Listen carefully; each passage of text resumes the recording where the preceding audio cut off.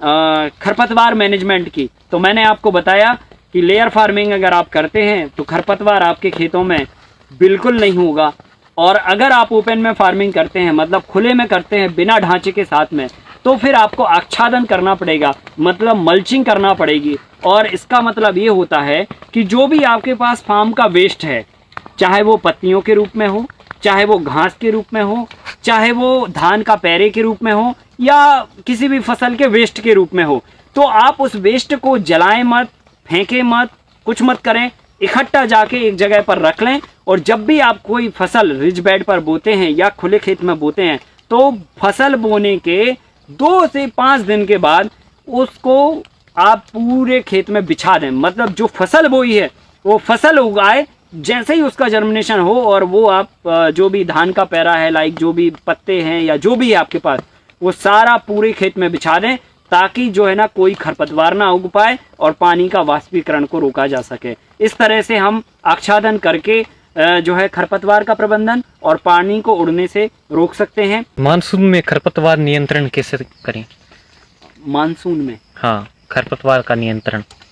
Monsoon मतलब बारिश के समय। देखिए, मैंने अभी आपको जो बताया कि आप आच्छादन विधि से खरपतवार को कंट्रोल कर सकते हैं, नंबर 1 विधि, और यही सबसे कारगर विधि है। जब भी आप फसल को बोते हैं, और मैंने बताया फसल के उगने के 5 से 7 दिन के बाद, जब हमारी फसल उगाए थोड़ी, या जैसे हम सब्जियां लगाते हैं, टमाटर, बैगन, मिर्ची, तो ये तो सब हम नर्सरी से ट्रांसप्लांट करते हैं।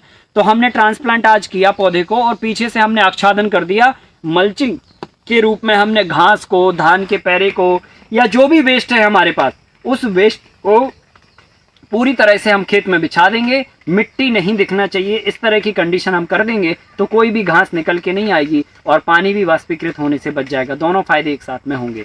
एक तो ये तरीका है।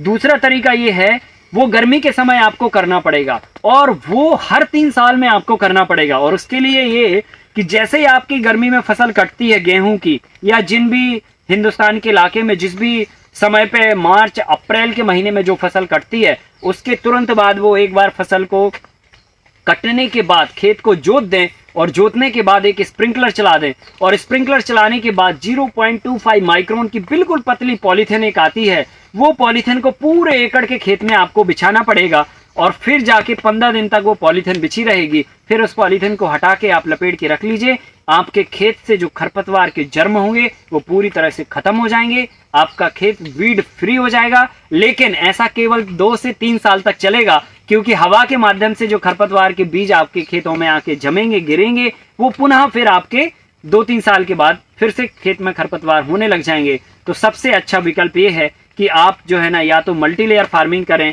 या तो फिर जो है अपना आच्छादन विधि से खरपतवार को नियंत्रित करें।